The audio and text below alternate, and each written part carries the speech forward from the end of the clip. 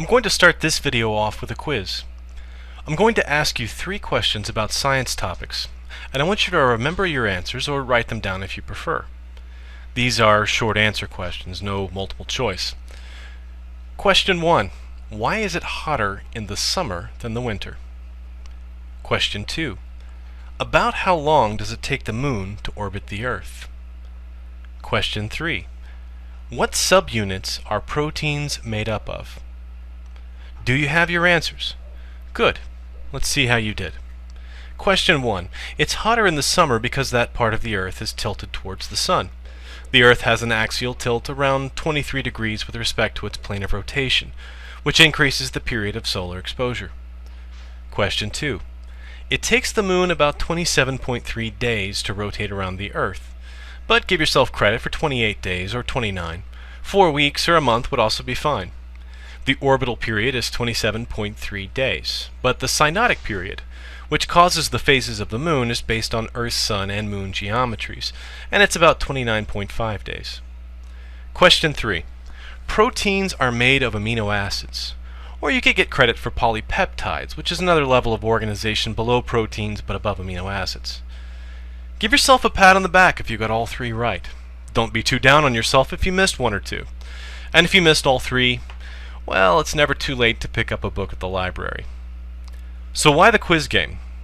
There's a growing divide in the US, and in other places as well, between those who understand science and technology and those who do not. 2 camps have formed, and I think the consequences are going to be negative for both. Let me share with you the results of a biannual study done by the US National Science Foundation. The poll is conducted by telephone by an independent agency among around 2,000 adults 18 and over selected semi-randomly. There are 10 questions on a variety of topics, all true-false. Keep that in mind. A random guess would give a right answer 50% of the time. In 2006, 80% of the respondents knew that the center of the Earth was very hot. 70% knew that not all radioactivity is man-made. 45% answered correctly that lasers are not focused sound. 53% correctly answered that electrons are smaller than atoms.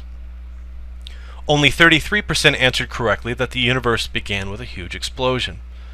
80% answered the question about continental drift correctly. 76% got that the Earth orbits the Sun. 55% answered correctly how long it takes for the Earth to orbit the Sun. 64% answered that the male determines the sex of the child. 56% answered that antibiotics don't kill viruses. And 43% answered correctly the basic evolution question.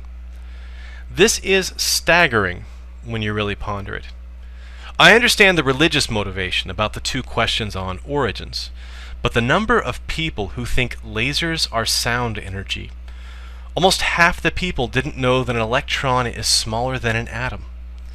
Or worse, the number of correct answers was not significantly higher than everyone taking a wild guess. That's 2,000 people with no clue about basic technology and Earth science. People don't understand our solar system, our basic genetics, how antibiotics work, or where radioactivity comes from. These are people for whom science and technology are strange and frightening. In a 1998 survey that asked questions not about facts or theories, but about the process of science itself, only 7% of respondents from the general US population could explain concepts like controls, placebos, or experimental design. When the study was limited to only college graduates, the numbers went up, but only to 22%. When limited to those with graduate degrees, the number climbs just a little more to 26%. An informal poll conducted at a Harvard commencement ceremony showed that fewer than 10% of recent Harvard grads could explain why it was hotter in summer than winter.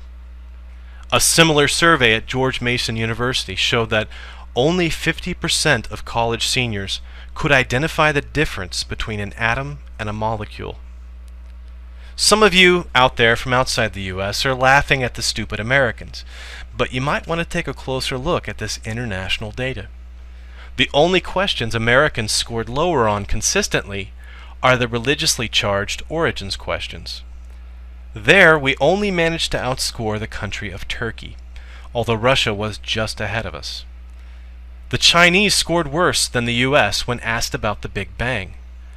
There were few clear outliers, although the EU and US seemed to be the frontrunners for most questions. To determine how much of the answers were religiously motivated, a rewording of the questions to say, according to the theory of evolution, brings the US up to 74% from 42% when asked whether it occurred this way or not. Similarly, the Big Bang results go from 33% to 62% in the US when prefaced by according to the Big Bang theory. So some people know the basics of these theories but don't accept them. We're facing a divide here. It's existed for decades, but I think it's widening. There are becoming two societies, those who value scientific knowledge and those who do not. Let me give you the bad news, folks. There are a lot more of them than there are of us, and they wield more political power, more economic power, more popular power, and they control the media.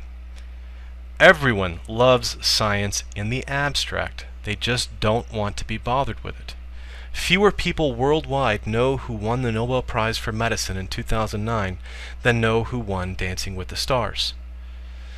But these people who reject scientific knowledge don't live in a vacuum.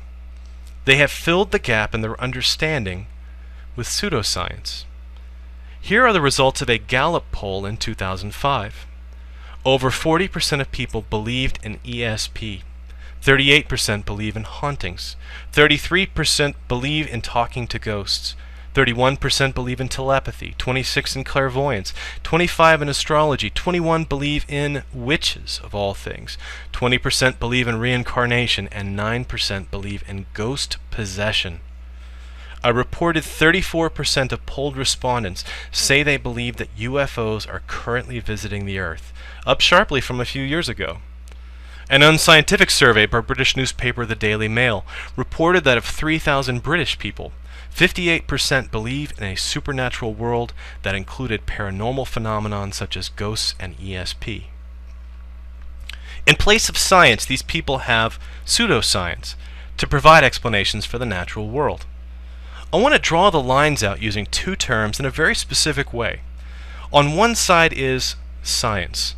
I'm not talking about colored liquids and test tubes here. I'm talking about an evidence-based methodology that has mechanisms for self-correction, that is constantly self-critical, that demands proof based on reproducible observations. This includes technologies that can be demonstrated to work and evidence-based approaches to problems. Microchips, space travel, and biotech, yes, but also academic historians, serious scholars of literature, law, or government, any logical approach to the natural world or social sciences.